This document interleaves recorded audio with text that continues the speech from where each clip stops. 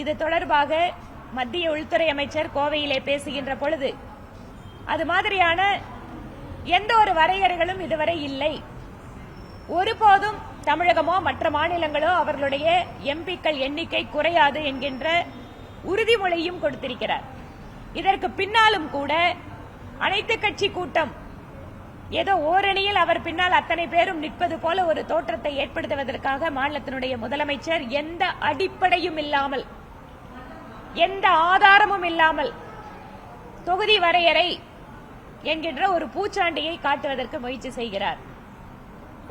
தனது அரசாங்கத்தினுடைய தோல்விகளை மறைப்பதற்காக, சட்டம் ஒழுங்கு பிரச்சனையினுடைய தோல்வியை மறைப்பதற்காக, பெண்களுக்கு ஒவ்வொரு நாளும் ஏற்பட்டுக் கொண்டிருக்கும் பாலியல் ரீதியான தொல்லைகளை மறைப்பதற்காக இவற்றையெல்லாம் எப்படியாவது மக்கள் மன்றத்திலிருந்து மாற்றிவிட முடியும் என்கின்ற நம்பிக்கையோடு தொகுதி வரையறை, ஹிந்தி திணிப்பு என்கின்ற பழைய நாடகத்தை திராவிட முன்னேற்றக் கழகம் இப்போதும் மேற்கொள்ள முயற்சிக்கிறது.